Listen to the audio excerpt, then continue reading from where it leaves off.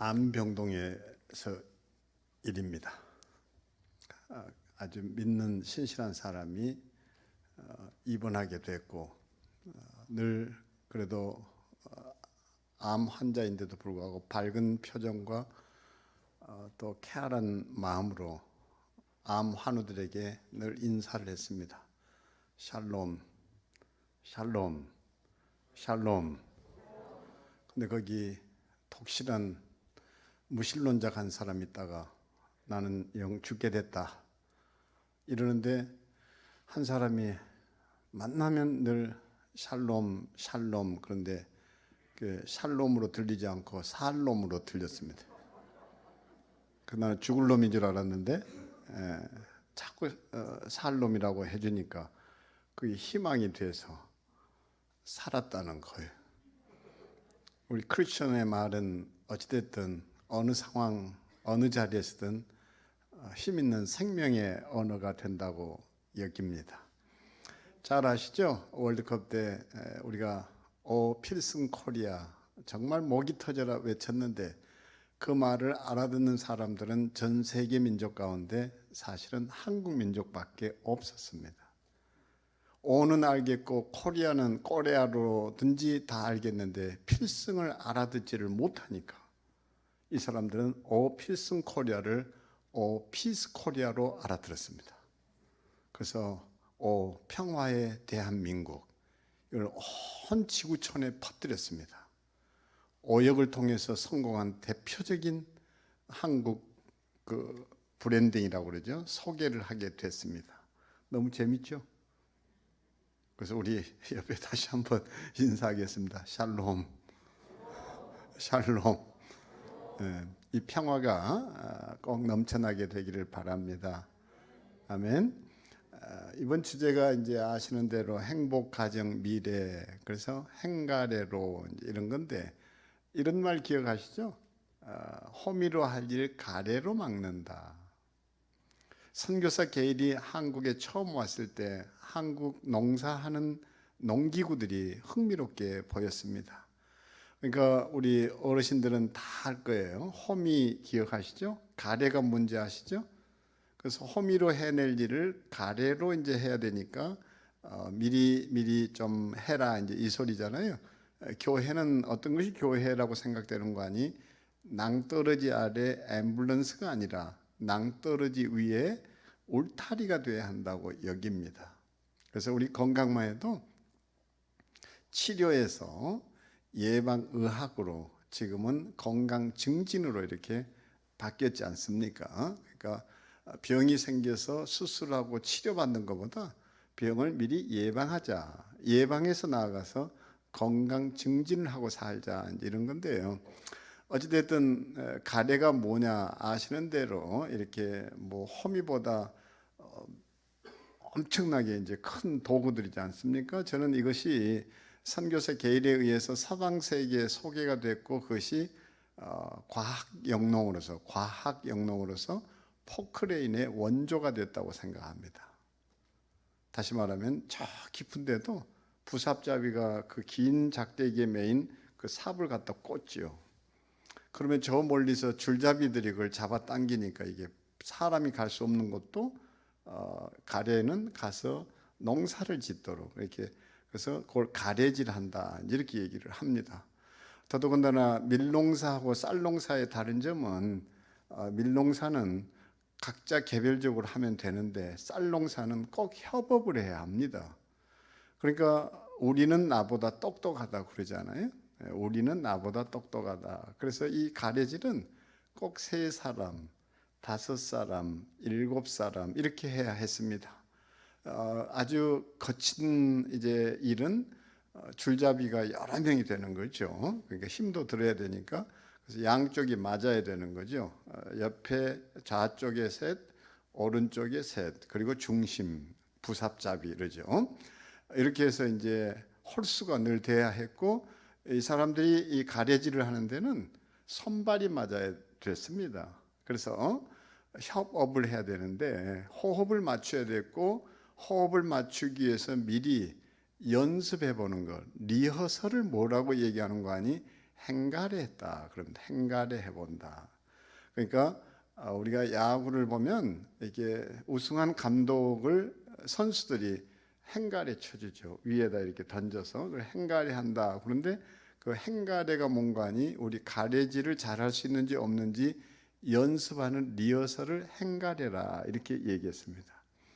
이 행가래에 담긴 이 정신을 잘 정리를 해서 원래 행가래의 행은 히읗에다가 어이 이거지만 행가래를 행복, 가정, 미래로 이렇게 표현을 해서 우리 교회는 행복을 이야기하고 가정을 소중히 여겨 미래로 우리 모든 사람들을 행가래 쳐주자. 그래서 가정 5월이 됐는데 제목을 뭐로 잡으면 좋겠냐는 목사님의 질문에 제가 이 용어를 이렇게 전달을 했었는데 주제 얘기는 한마디도 없이 맞춰버리면 그게 아주 서운해질 수 있지 않습니까?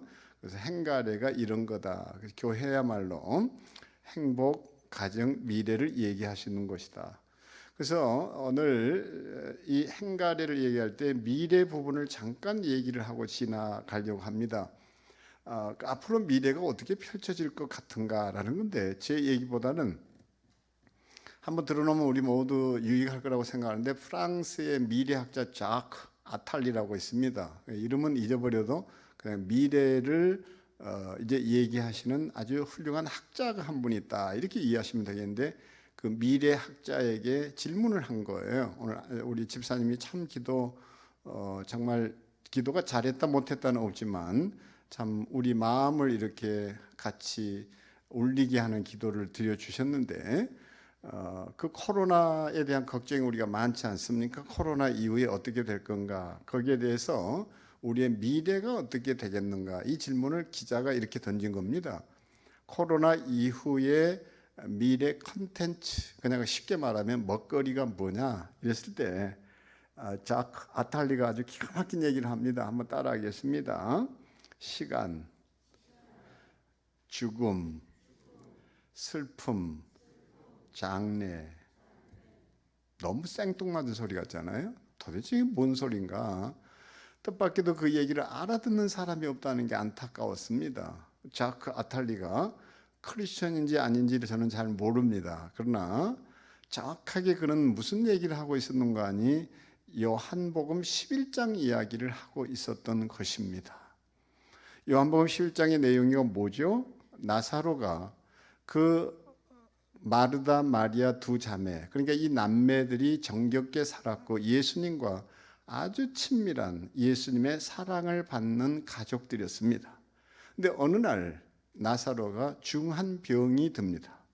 이 사실을 그 누이들이 그러니까 마르다와 마리아가 예수께 알립니다. 급하게요. 근데 그런 상황 같으면 예수께서 급히 달려가셔야 되는데 너무 재미난 표현이 하나 있는데 이틀을 지체하더니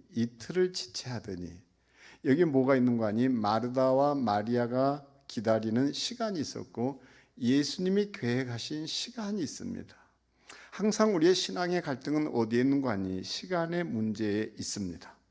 우리는 우리 때에 우리의 방식으로 주님이 찾아오기를 원하지만 주님은 주님의 시간과 주님의 때가 있다는 사실을 요한복음 11장이 얘기하는데 코로나가 얘기해 주는 것이 지금 이 시간의 문제입니다. 우리는 지금도 지금 7시 54분이다 시간을 이렇게만 생각을 하고 오늘은 5월 며칠이다 이렇게 기억하고 그냥 지나갑니다.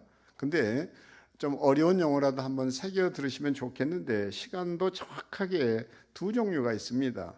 크로노스의 시간이 있고 카이로스의 시간이 있어서 크로노스의 시간이라는 것은 연대기적 시간입니다. 그냥 흘러가는 시간일 뿐입니다.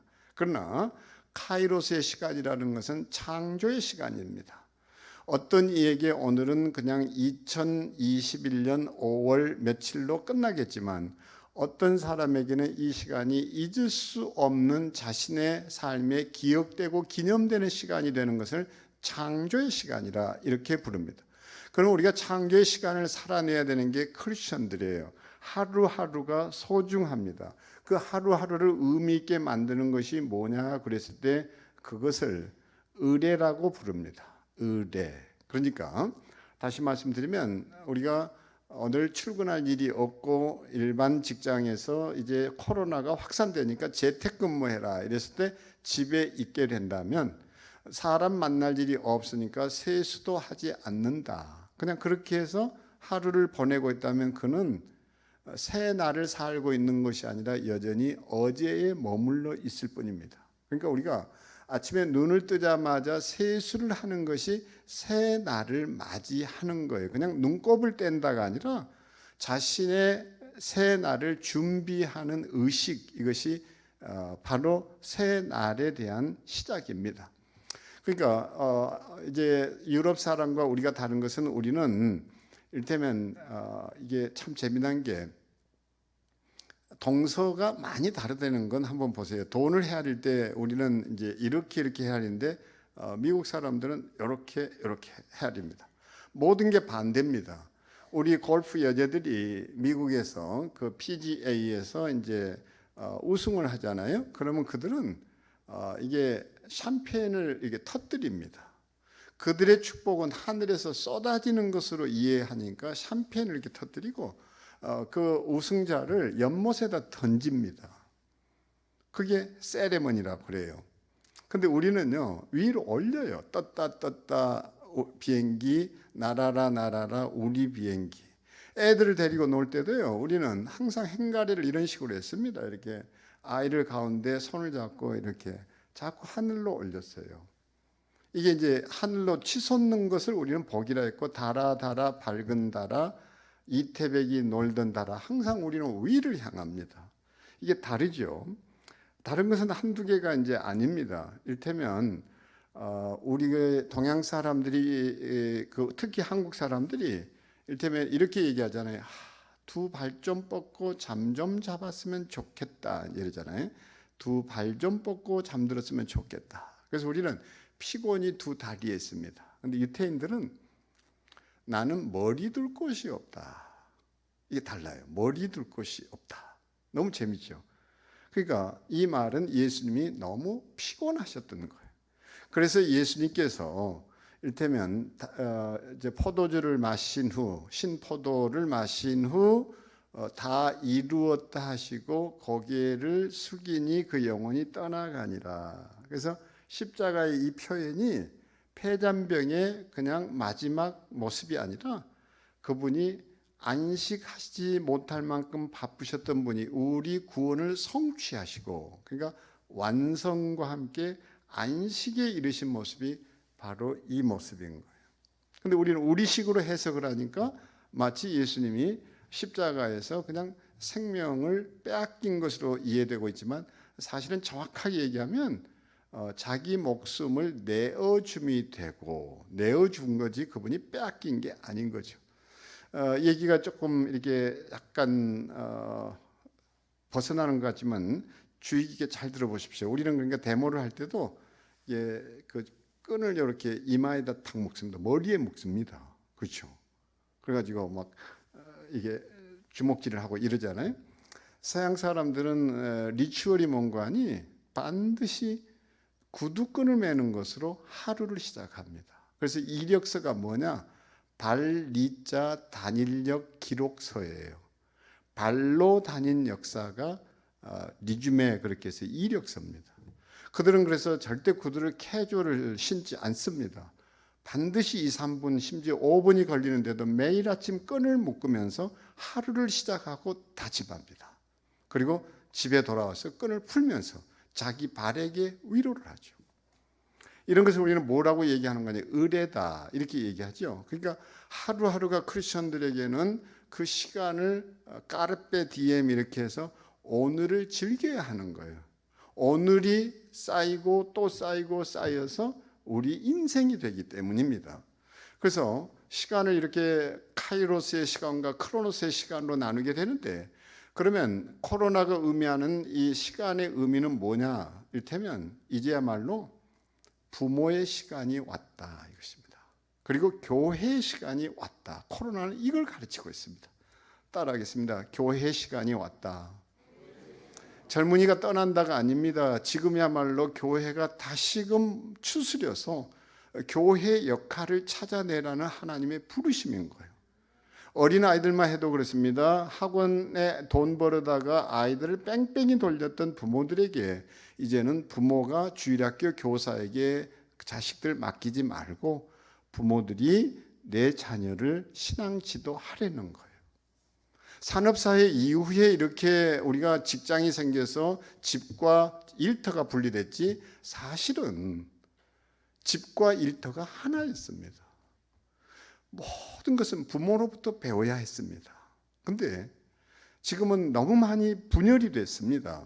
자, 그래서 시간과 관련해서 꼭 하나 이 부모의 시간이 왔다는 것을 이렇게 저는 얘기해 드리고 싶은데, 이거 하나만 우리가 지킬 수 있어도 교회는 다시 뭔가 새롭게 하나님의 임재를 경험할 수 있다고 생각합니다. 방송을 통해서 제가 이 얘기를 많이 해왔는데요. 쉽게 표현해 보겠습니다. 우리가 살던 집에 불이 났습니다. 그럼 맨 먼저 들고 튈 것이 떠오를 겁니다. 뭘 들고 튀겠어요? 불이 났다, 화재가 일어났다. 그럼 그 순간 뭐 하시겠어요? 들고 튀는 게 뭐겠어요? 가보 이롭니다. 그래, 안 그래요? 일제히 침묵하시기로 이렇게 결의를 하고 앉아 계시는 거예요. 뭘 들고 튈 것 같아요? 가보 이롭니다. 어떤 분에게는 집문서일 수도 있을 거예요. 그렇죠? 어떤 분에게는 늙으신 노모님일 수 있을 겁니다. 어떤 분에게는 갓난 아이일 수 있을 거예요. 어떤 분에게는 그 금고에 모아둔 달러일 수도 있을 것이고 금부치일 수도 있을 겁니다. 그거 들고 튑니다. 그러면 카톨릭이라는 집에 살던 우리가 카톨릭의 화재가 크게 일어났습니다. 그게 뭘까요? 종교개혁입니다. 그러면 그 불타는 집에서 들고 튀어야 했습니다. 뭘요? 가장 소중한 것을. 그래서 개신교가 불타는 그 카톨릭에서 들고 튀었던 것 하나가 있습니다. 그게 뭘까요? 예? 크게요. 뭐예요? 말씀. 또요? 성경. 개신교가 이걸 놓쳤던 겁니다. 따라하겠습니다. 저녁 기도. 다시요. 저녁 기도. 그래서 저녁 기도 하시는 분 손 한번 들어보세요. 한국 교인들은요, 잠잘 때 대충 잡니다. 씻고 그냥 빨리 꼬꾸라져 자라 이거예요. 근데 서양의 그림들 보면요, 어린 소녀도 꼭 침상에서 무릎을 꿇고 두 손 모아 기도하는 것이 그게 저녁 기도입니다. 한국교회 성도들은 새벽 기도만이 기도인 줄 압니다. 근데 새벽 기도가 잘못됐다는 게 아니라 정말 새벽 미명에 주님도 기도하셨고 우리도 그렇게 기도해야 되지만요, 한국교회 신앙생활에 가장 중요하게 회복돼야 될 게 있다면 잠드는 저녁에 기도하는 일입니다. 침상 앞에서든지 이불 위에 무릎을 꿇고 관절에 이상이 있다면 어떤 포즈를 취해서든지 오늘 하루를 잘 보낸 것에 대해서 감사합니다. 오늘 밤이라도 주님이 내 생명을 취해도 나는 부끄럽지 않은 그런 삶을 주님 앞에 고백하고 이 밤에 저를 지켜주십시오라고 잠드는 것. 그래서 창세기를 보면요, 저녁이 되고 아침이 되니 이는 첫째 날이니라 이렇게 되어 있지, 아침이 되고 저녁이 되니 이는 첫째 날이니라가 아니에요. 그러니까 시간의 첫 시작은요, 잠드는 저녁부터 시작되는 겁니다. 이 수준 높은 얘기를 이해하시겠어요? 아이가 잉태된 것은 생명의 시작입니다. 출산할 때부터 애가 사람이 되는 게 아니에요. 그러니까 우리 기독교는 낙태를 절대 반대하는 게 바로 이겁니다. 엄마 뱃속에 아이가 생기는 것부터 생명의 시작인 거예요. 그렇잖아요? 그러니까 우리는 태어나자 한 살로 부여를 합니다. 근데 서양에서는요, 태어나는 순간부터 시간을 카운트합니다. 시간이 다른 거죠. 그래서 중요한 것은 뭐냐, 저녁 기도만 할 수 있어도 우리 인생은 달라진다. 이런 것이 뭐라고 얘기하는 거 아니?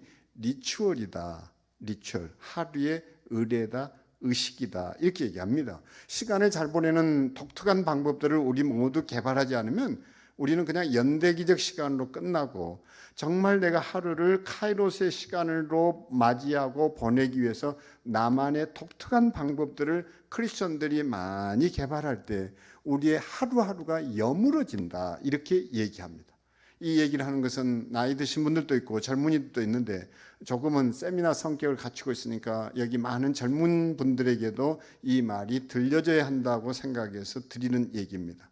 나는 카이로스 시간을 살 건지 크로노스의 시간을 살 건지, 이것이 지금 이 코로나가 우리에게 가르치고 있고 시험을 하고 있는 것이다. 그러면 송 목사는 어떻게 해서 하루를 그렇게 의식으로 보내느냐? 저는 매일 아침 눈을 뜨면 짧게 기도하고 말씀을 읽는다든지 아내가 깰 때까지 저 혼자만의 시간을 갖습니다. 그래서 대개 하루에 한 번씩 꼭 아침 시간에 글을 써서 페이스북에 올립니다. 제 글을 통해서 한 만여 명의 사람들이, 또는 이메일을 통해서는 더 많은 숫자의 사람들이 하루에 양식을 먹을 거라 생각하기 때문에 저는 밥 짓는 시간입니다. 그리고 6시가 되면 아내랑 종을 칩니다. 마을을 깨우는, 그냥 그렇게 해서 내 자신, 내 가족, 그리고 내 아내와 함께 영혼을 울리는 종소리를 듣게 하고 또 듣고 싶습니다. 그리고 주기도문 길을 오릅니다. 그래서 겟세마니 동산에서 그 십자가를 붙들고 매일 아침 아내랑 기도합니다. 우리에게 기도 부탁해온 이들, 또 우리의 간절한 기도들, 이것이 저희의 이제 하루를 여는 방법입니다. 그리고 어떤 때는, 오늘 같은 때는 묘지가 있는 곳으로 일부러 내려와서 필멸자, 반드시 우리는 죽는다는 것, 티끌로 돌아간다는 것, 알지 못하는 묘비지만 그 묘비가 낡아서 다 헤어졌는데 거기 의자 하나 갖다 놓고 그것을 돌아볼 때도 있고, 그리고 저녁이 시작이 되면 그때부터 아내랑 잠드는 그 시간까지 각자의 시간을 갖다가 하루에 5가지 감사가 뭔지,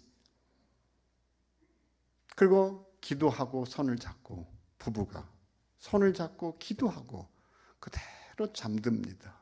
그러니까 자는 시간이 달라서도 안 되고 다른 침대를 쓰지도 않고, 지금 한국 교회 가정들의 가장 큰 문제는 분방입니다. 육아 분방이 너무 많습니다. 육아 분방, 아이 양육을 핑계로 부부가 결국은 딴 방을 쓰게 되고, 이전에는 다 한 방을 쓰고 살았는데 지금은 아니죠. 이런 것들 등등, 그렇게 해서 좀 우리가 하루 나름대로 성경적인 삶을 좀 살아내는 훈련을 해야 한다고 저는 여깁니다. 그래서 시간의 문제, 그리고 교회의 시간이 왔다는 것은 무엇일까? 그야말로 교회는 지금이야말로 세상을 향해서 목소리를 높일 수 있는 절대 시간이 왔다. 그래서 교회는 코로나 때문에 위축되어서 안 되고 오히려 교회가 더 큰 목소리를 내야 할 때가 됐다고 생각합니다.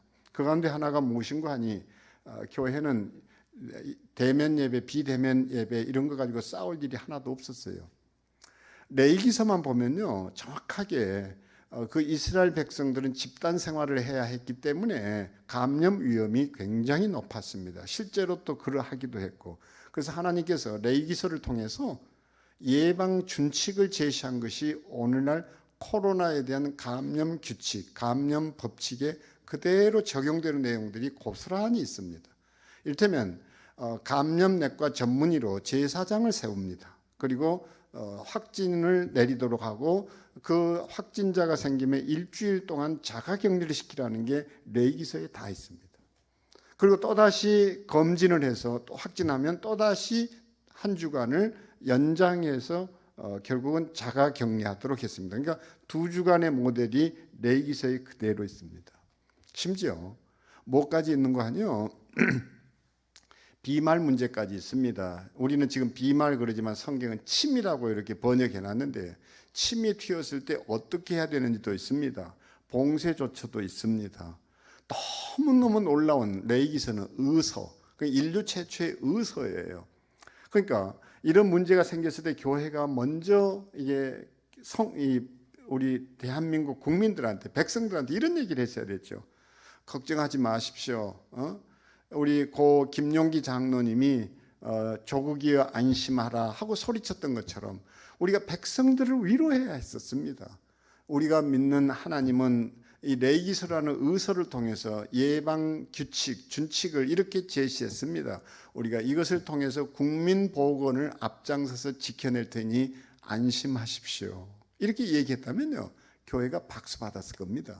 근데 예배를 드리네 못 드리네 이걸 가지고 싸우고 있으니까 너희들 헌금 거두려고 그러지 욕을 얻어먹게 됐고 교회 신뢰도가 추락을 하게 됩니다. 그 와중에 정인이 사건이 터진 겁니다. 이것을 우리는 너무 영적인 의미로 해석을 하지 못한 채 또 그냥 일탈된 어느 가정의 얘기로 얘기하지만 전혀 아닙니다. 한국 교회가 그야말로 벼랑 끝에 내몰리는 순간이었습니다. 저는 다시금 교회가 정신을 차려서 교회의 시간을 찾아내야 한다고 여깁니다. 두 번째가 뭔가 하니 죽음입니다. 죽음이 결국은 나사로에게 왔습니다. 어쩌면 예수님께서는 이 시간을 기다리고 계셨다고 말할 수 있습니다. 무엇을 위해서요? 영광을 위해서. 영광을 보리라 하지 않더냐?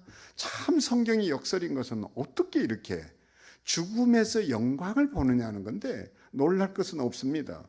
아브라함이 사라를 잃게 됩니다. 사라를 잃었을 때 하는 일이 뭔가니 장지를 구하는 일입니다. 가나안 땅을 약속받은 결국 아브라함이 얻게 된 땅은 뭐예요? 막벨라 동굴고 이겁니다. 결국 뭘 얘기합니까? 이때 이 아브라함이 너무 놀라운 고백을 하는데 자신을 이렇게 얘기합니다. 나그네다, 나그네다. 이게 성경의 첫 번째 쓰이는 용어입니다. 그래서 초대교회는 나그네라는 말을 즐겨 썼죠. 요즘 우리는 나그네라는 말을 쓰지 않습니다. 무엇이 나그네입니까? 사전적 의미만 살펴도 나그네는요, 돌아갈 본향이 있는 사람이 나그네들이에요. 근데 우리 크리스천들은 이 땅이 온전한 땅인 줄 착각하고 삽니다. 정말 아브라함이 그 돌아가야 됐던 찾아야 했던 약속된 가나안은 뭔가 하니 하늘 가나안 천국이었던 것입니다. 그러니까 죽음이 우리에게 선물하는 것은 무엇인가 하니 우리가 이 땅의 나그네 생활을 접고 결국은 본향으로 돌아가는 시간이에요.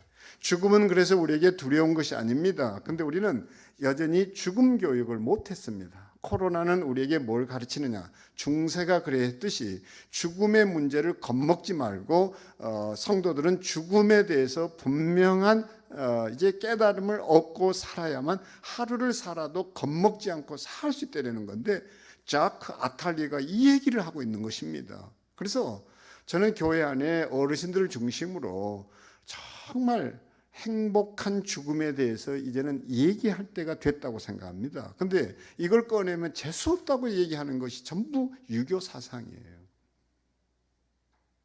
저는 경로대학에서 해야 될 게 해피엔딩 스쿨을 해야 된다고 생각합니다. 그리고 이런 해피엔딩 스쿨은요, 자서전처럼 자신의 마지막 사전 장례 의향서를 쓰도록 하고 있는데 이게 국가가 주도해서 만들어놓은 좋은 제도입니다. 이를테면 어르신들한테 할 수 있는 얘기는요, 결국 이제 우리가 언젠가 다 이제 돌아갈 거잖아요. 돌아간다고요. 본향으로.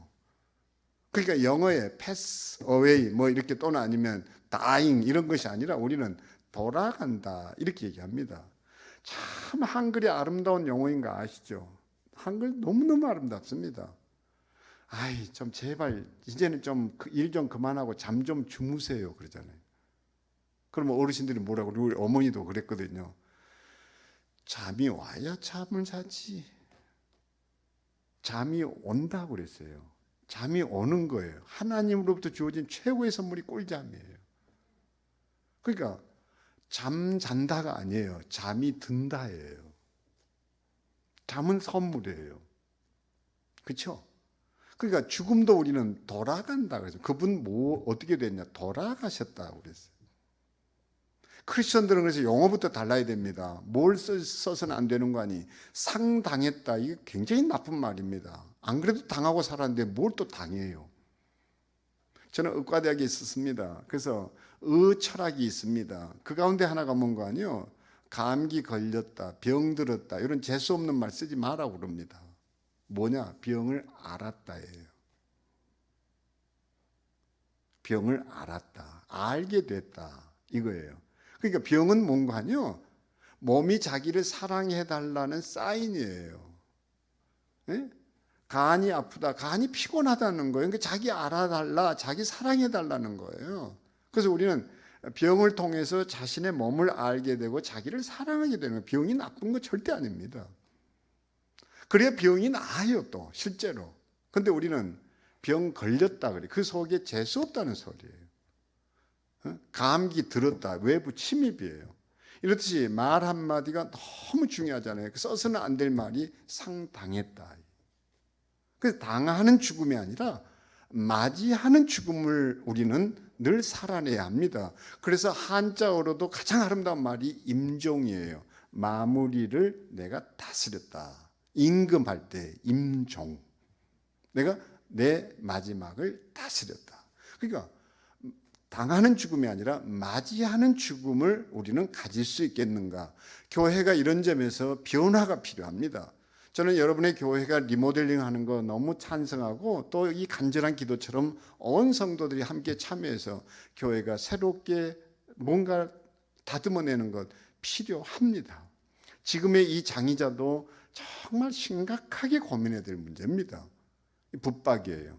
이게 007 가방입니다. 거기에 맞는 것만 집어넣을 수 있어요. 근데 보자기 이거야말로 진짜입니다. 저희 이제 사무실에 있는 양평에 꼭 한번 건축위원들이 다녀가실 필요가 있습니다. 오늘도 많은 분들이 찾아와서 건물을 봅니다. 건물 안에 터무니가 있습니다. 터무니가 뭐냐? 터의 문이에요.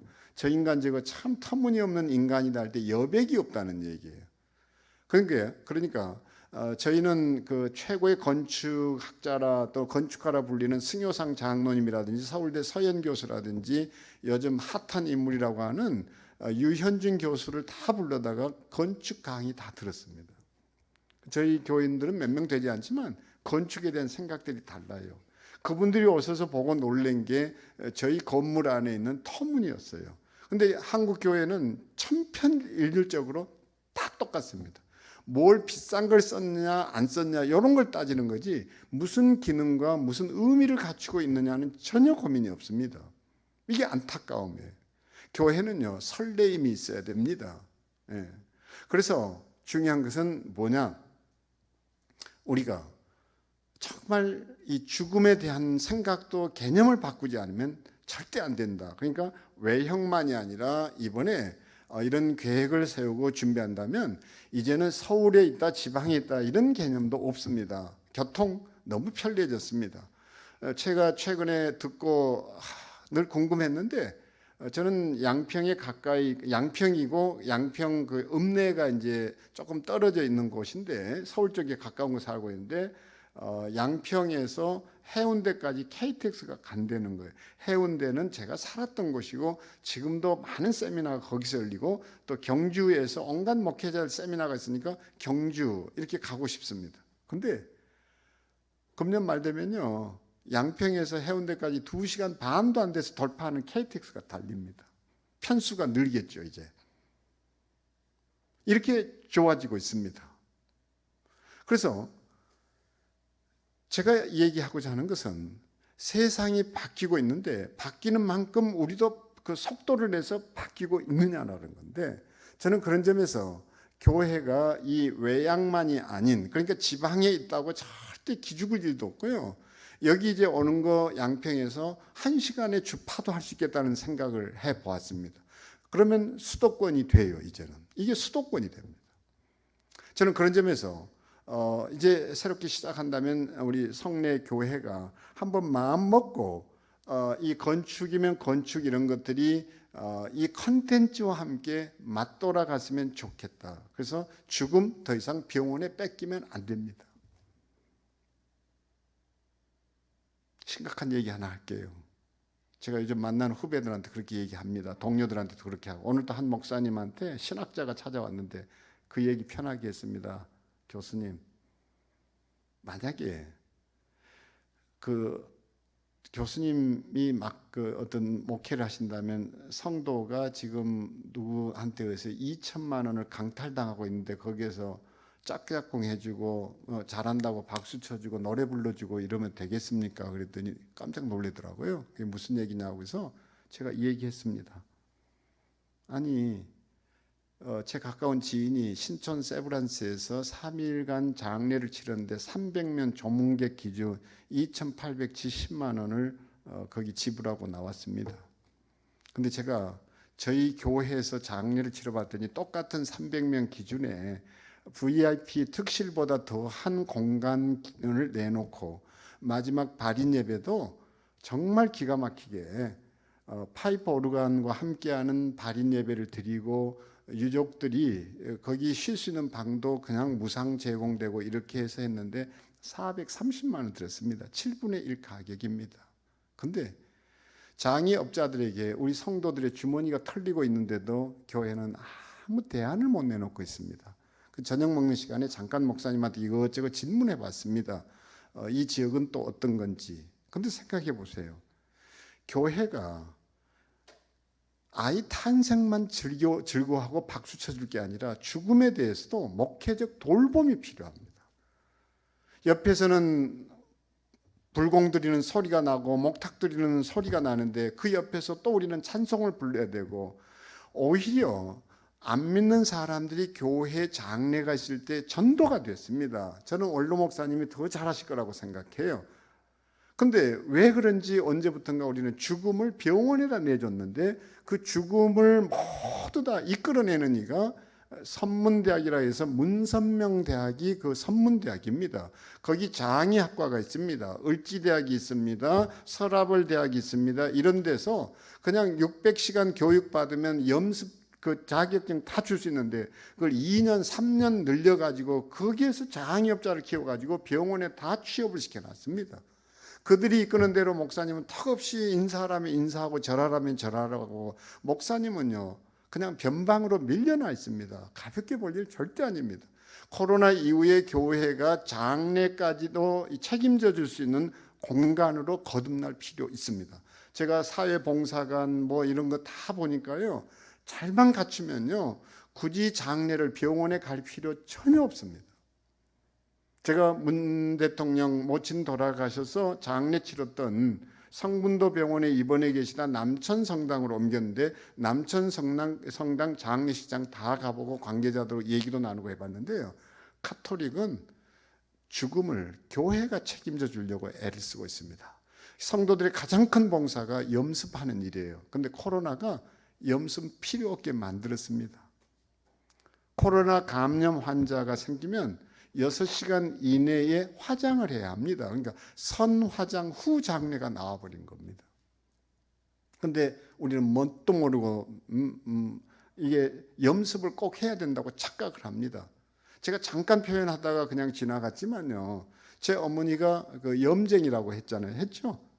그런데 제 어머니를 제가 좀 만져보고 싶다고 그랬는데 코로나가 와서 이게 필요 없게 돼버렸다는 얘기가 딴 얘기가 아니라 제가 제 어머니한테 물은 거예요. 어머니, 왜 옛날에 염했어요? 그때 제 어머니 하신 얘기가, 아니 그때야 산 사람 좀 살아보자고 한 짓 아니냐?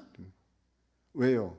지금처럼 이를테면 자동 저온 냉장 장치가 없었던 시절입니다. 술 좋아하시는 분들은 와인 냉장고 가지고 있습니다. 또 외모에 신경 쓰시는 분들은 화장품 냉장고 갖추고 있습니다. 김치 냉장고 없는 집이 이제는 없어졌습니다. 거의 김치 냉장고 있습니다. 똑같습니다. 우리의 시신을 처리할 수 있는 시신 저온 냉장 장치가 있습니다.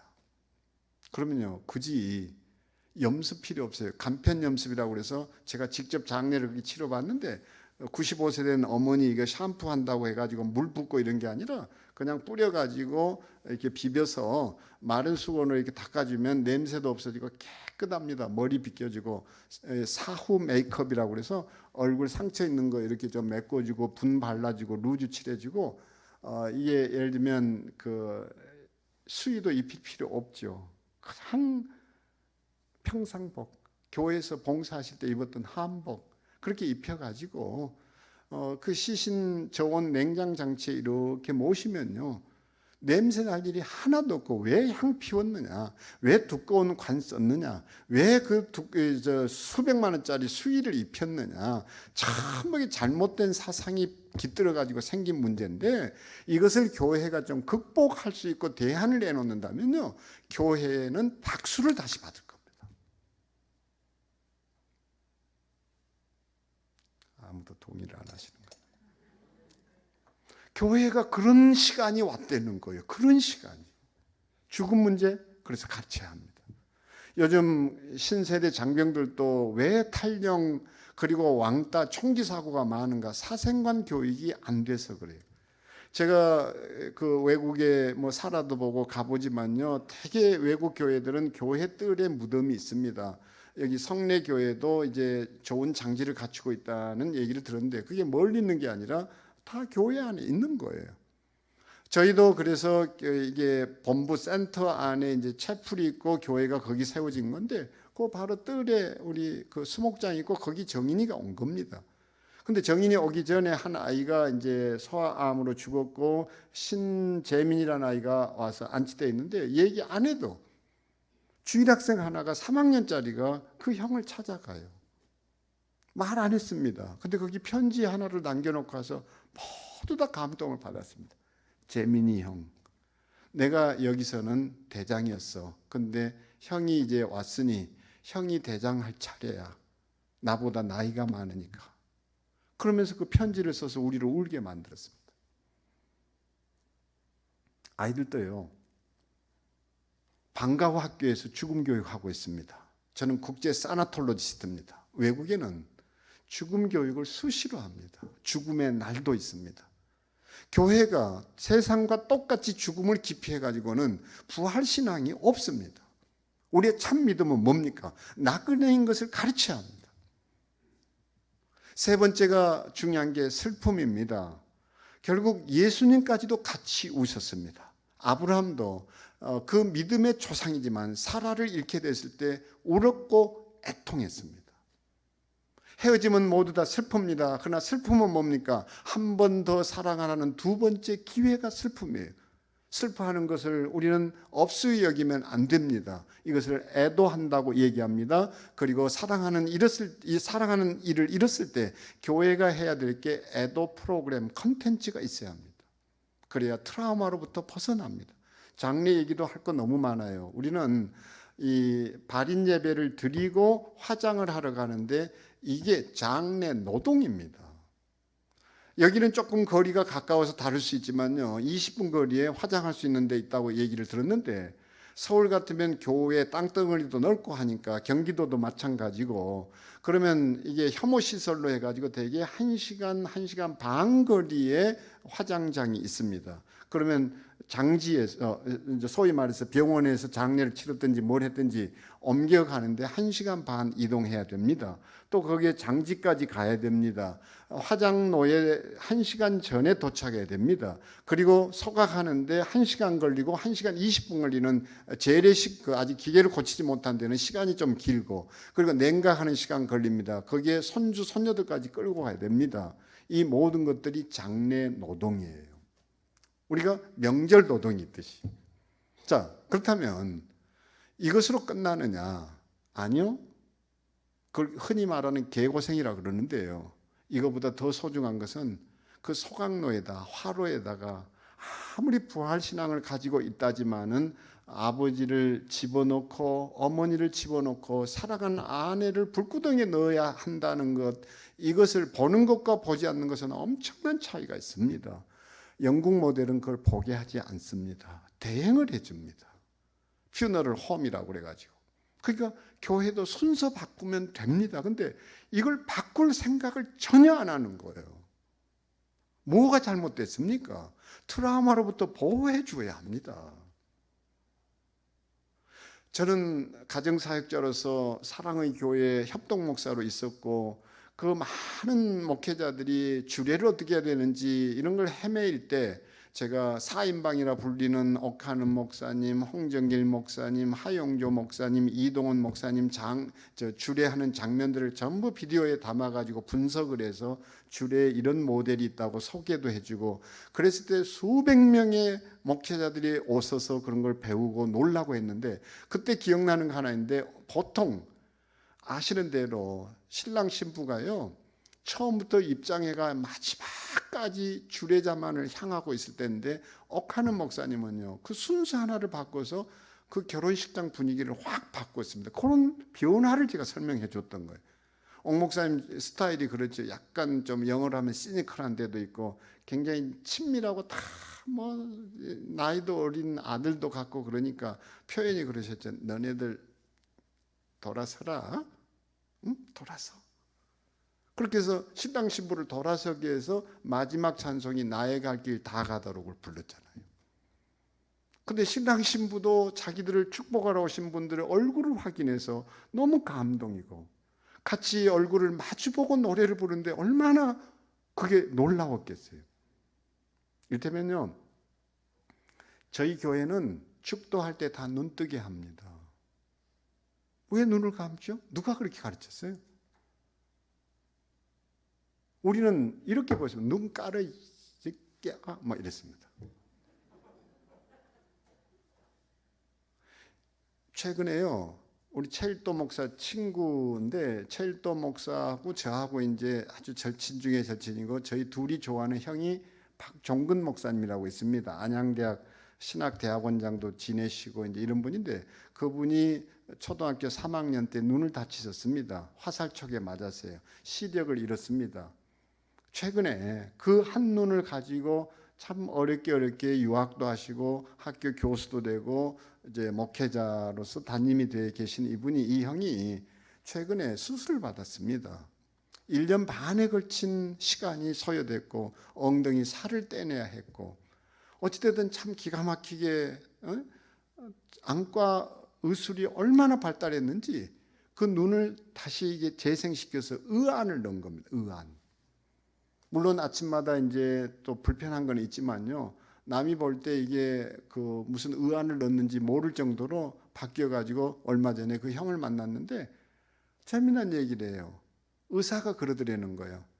자기한테 마지막 이제 다 끝나고 이게 돌려보낼 때 하는 얘기가, 목사님, 이제 이 왼쪽 눈 때문에 병원 찾아올 일 없습니다. 오른쪽 눈 관리 잘하세요. 오른쪽 눈 때문에는 오지만 왼쪽 눈 때문에는 오실 일 없습니다. 이러더래요. 저도 의과대학에 있었다고 그랬잖아요. 그 말에 놀랐어요. 와, 요즘 의료기술 대단하네. 정말 대단합니다. 80이 넘은 우리 어머니 수술을 한 게 요즘 병원이니까요. 60만 넘어서도요, 웬만한 의사들이 칼 안 댑니다. 합병증이 무서운 거예요. 수술이 두려운 게 아니라. 근데 80 넘어선 우리 어머니도 결국 자궁 수술을 했어요.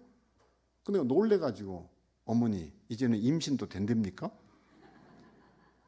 근데 우리 어머니가 이 얘기 이래서 웃었는데요, 세상 바뀌었습니다. 의료 기술인가 그랬습니다.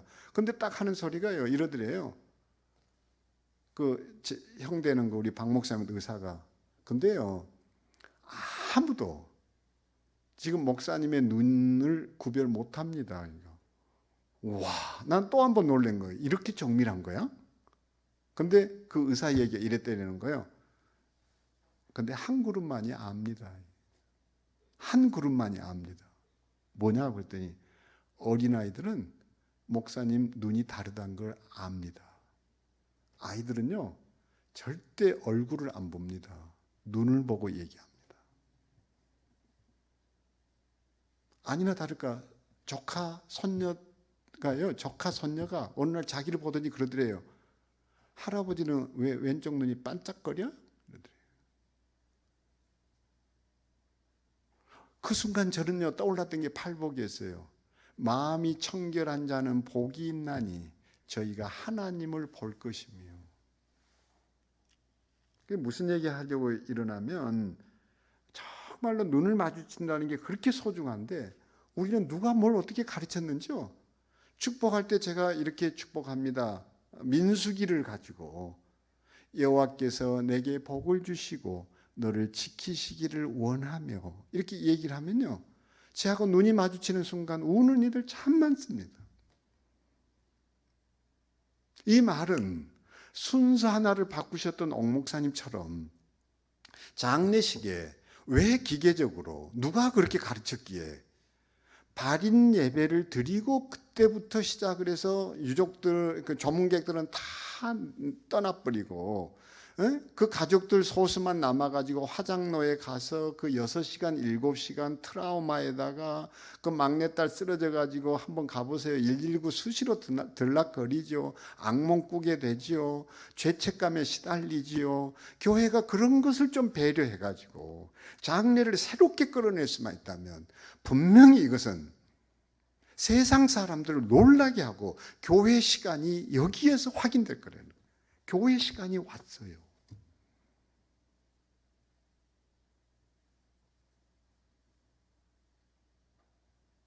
그래서 슬픔으로 다시 돌아가서 얘기하자면 애도 프로그램도 만들어야죠. 교회가 자꾸 무슨 부흥회면 부흥회 이런 데만 매달려 있을 시대가 아니라는 거예요.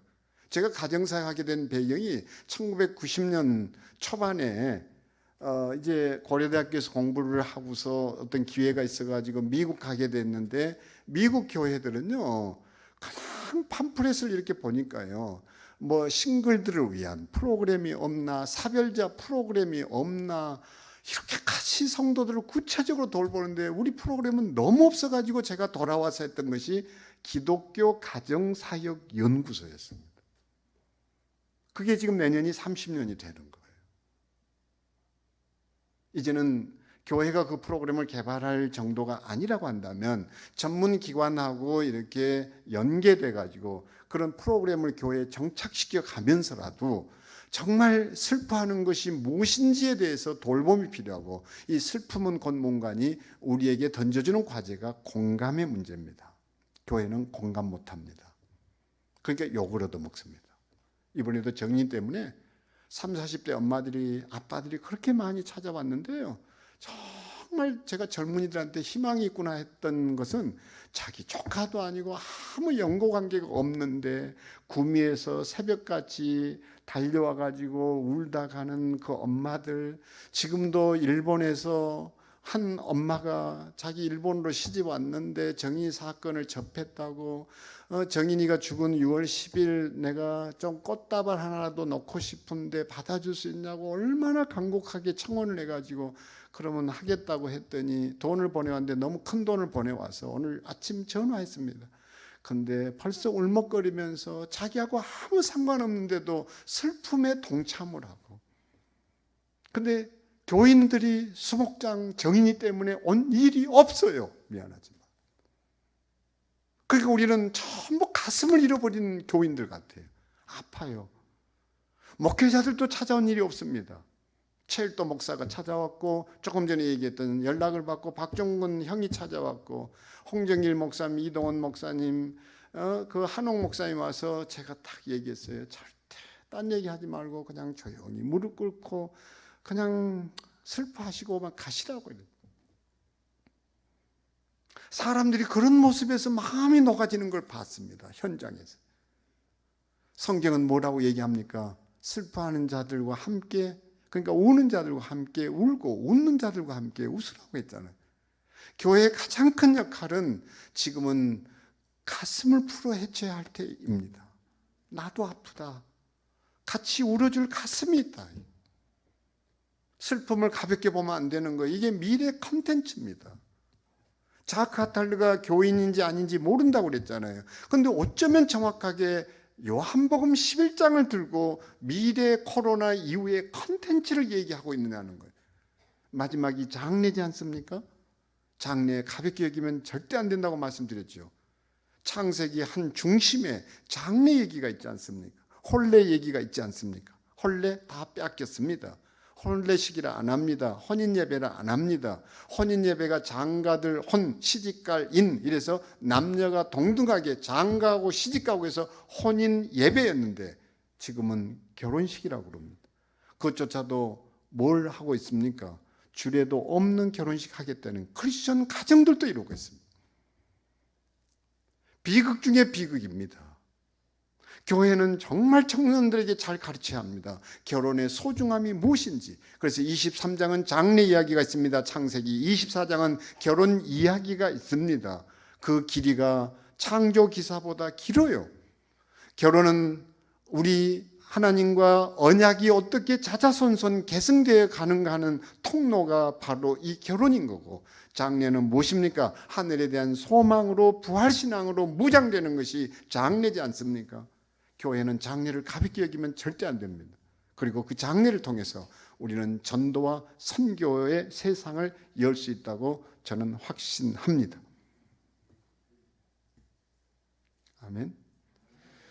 오늘 하나님이 왜 이렇게 만드셨는지 저도 잘 모릅니다. 그냥 준비된 영상을 보일 수 없는 환경이어서 그냥 다른 본문 줘놓고 다른 본문도 지금 얘기 못하고 지금 이렇게 행가래 얘기하다 흘러왔는데, 분명히 세미나니까 뭐 이것도 분명히 주님이 우리에게 들려주실 말씀이 있어서 입술을 열어주시지 않았나 이렇게 생각합니다.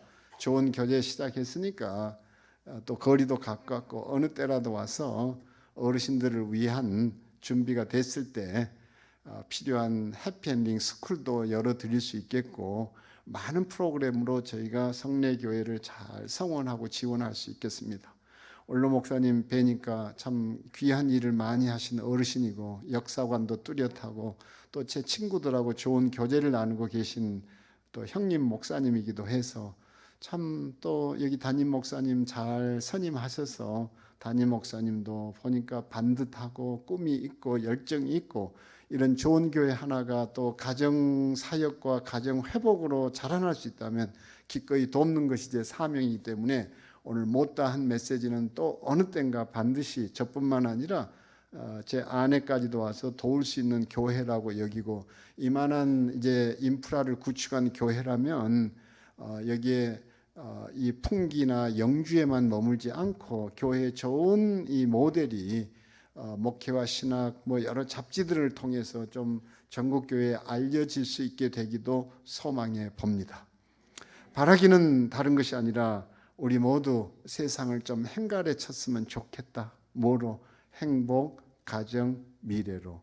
이 미래의 이 네 가지 중요한 포인트를 좀 기억하시면서 꼭 우리 모두 교회가 리모델링과 함께 교회 안에 소중한 컨텐츠들을 이제는 함께 고민하신다면 성례교회의 백수십 년의 역사에 또 새로운 역사의 분기점을 코로나 시대에 마련하지 않을까, 이것이 하나님이 저를 통해서 전하라는 메시지로 저는 이해하고 그냥 자신 있게 이 말씀 전했습니다. 아멘. 세미나니까 질문 몇 사람 받겠습니다. 뭐든지 질문하시면 답해드리겠습니다. 아는 것만. 끝나고 나서는 꼭 5월달에 여러분 자신이 읽지 않아도 며느리 또는 사위, 아들, 딸에게 줄 수 있는 또 읽혔으면 하는 책들이 몇 권 있으니까 나가시면서 시간이 되면 사인도 해드리고 안 되면 할 수 없고, 좀 그렇게 해서 꼭 책을 좀 나누고 읽을 수 있게 되기도 소망합니다. 저희는 북출이라고 그래가지고 크리스마스 출이가 아니라 1년 365일 내내 직원이 출근하면 북출이에 불을 켜는 것으로 하루 일과가 시작됩니다. 그리고 고전 읽기를 하고 있습니다. 교인들이 성경책과 함께 정말 성경 고전, 신앙 고전들과 이런 책들을 좀 사랑하는 그런 교회, 지성이 좀 듬뿍 묻어나는 교회라야 세상으로부터 욕을 얻어먹지 않을 거라는 생각도 하고 있습니다. 그리고 우리 이런 교회 같으면 영주에는 잘 모르겠지만 북카페도 제대로 없고 전부 먹는 카페밖에 없는 것 같은데 북카페도 하나 만들어서 영어책도 읽을 수 있는 어린이들이 찾아올 수 있는 어린이 놀이터요. 이게 중요한 게 아니라 정말 북카페로 아이들한테 여전히 책을 읽게 하고, 요즘 스마트폰 중독이 심각합니다. 가볍게 여기면 안 됩니다. 책을 읽게 해야 되고 활자를 보게 해야 합니다. 저는 젊은이들이 신문 인터넷으로 본다고 그러는데 저는 정말 반대합니다. 검색을 위해서는 신문 그렇게 볼 수 있지만 저는 오면서도 신문 들고 탔습니다. 그리고 꼼꼼히 사설 읽고 다 봅니다. 근데 신문을 펼쳐서 찾아낼 자료가 제 경우에는 더 많아요. 인터넷은 많이 본 뉴스만 떠오르지 그 구석구석 찾아내기 어렵습니다. 저는 많은 아이디어와 정보들이 솔직하게 신문을 통해서 옵니다. 그러니까 책 읽으려는 거예요. 좀 교회가 설계를 한다면 얼마나 이쁘게 지을까 보다 얼마나 50년, 100년 뒤에 이 교회를 이렇게 지었느냐고 박수 쳐줄 교회를 짓게 되기를 바랍니다. 저희 연구소에 오시면 환경탑이 있습니다. 생뚱맞은 무슨 환경탑이냐고 그랬더니 그렇게 얘기하는데 아니에요. 저희는 빗물 저금통도 만들었습니다. 가뭄을 대체해서 50톤을 늘 저장해 놓습니다. 그걸 펌프질해서 물을 쓰게 합니다. 그리고 장막절을 지킬 때 꼭 그걸 쓰게 합니다. 수돗물도 틀지 마라. 물 한 방울이 얼마나 소중한지. 그리고 플라스틱이 얼마나 우리 식탁에 올라오고 생명을 위협하는지 환경운동도 하고 있습니다. 이런 것을 하게 된 배경이 뭔가 하니 미국에 갔더니 우리 한인교회인데 미국으로부터 건축상을 받았어요. 놀라서 물었습니다.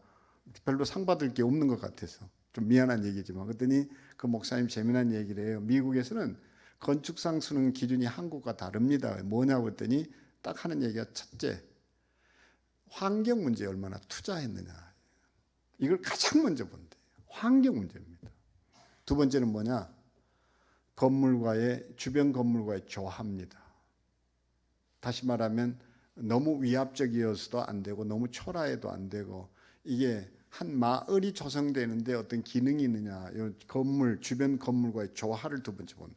세 번째가 뭔가 하니요. 목적성입니다.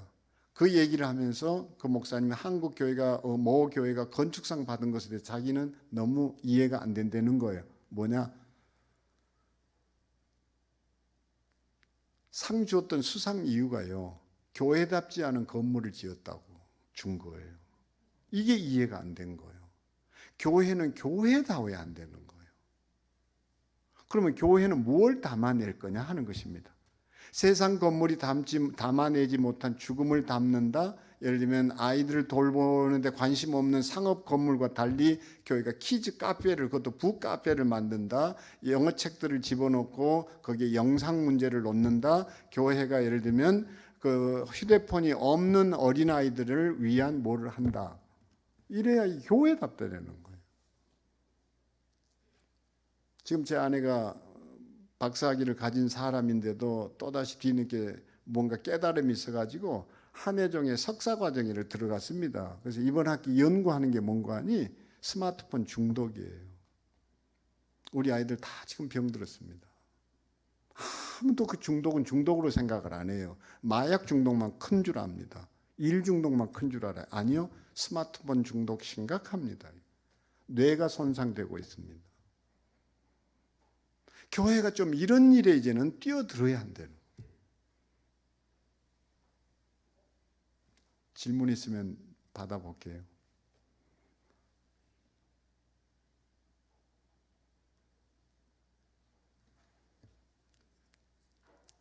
목사님 어떻게 할까요?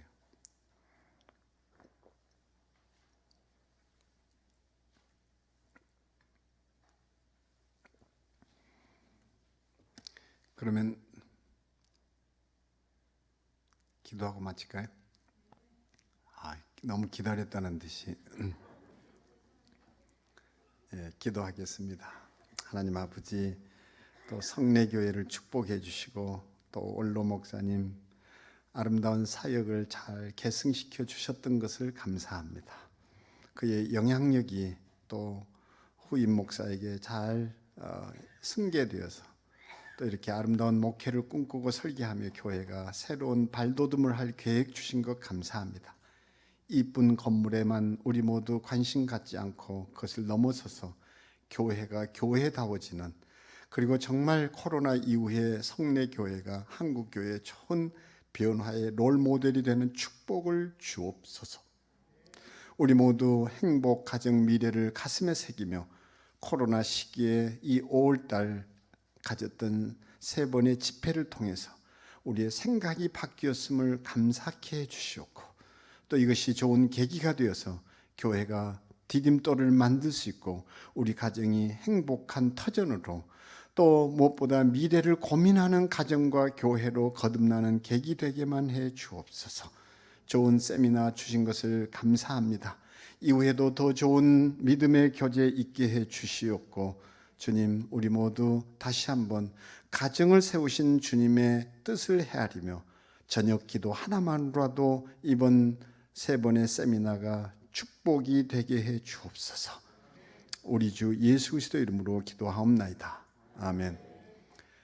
제일 중요한 것은 스토리텔링에다가 스토리 두잉이 있어야 된다 그러죠. 행함이 없는 건 의미가 없다 이건데, 다른 거 진짜 다 막 그냥 지나가셔도 좋고 변화는 하나 있어야 되는데, 그 중에 하나, 맞다, 저녁에 꼭 잠들 때 기도하는 것으로 잠을 구하고 하루를 기도로 마치고 새날을 기도로 준비하겠다. 부부가 있다면 부부가 나란히 손잡고 기도하고, 아니면 아닌 대로 손주들을 위해서 손녀들을 위해서도 꼭 기도하여 잠재우고 또 그들을 위해서 기도하는 것으로 하루를 열겠다. 저녁 기도 꼭 하겠다. 이게 그렇게 소중한 기독교의 자산이었는데 이걸 놓치고 살았다니. 그러면서 기도하고 잠들겠다는 분 손 높이 들어보시길 바랍니다. 감사합니다. 손 안 드신 분을 위해서도 손 든 분을 위해서도 다 같이 박수 치겠습니다. 감사합니다.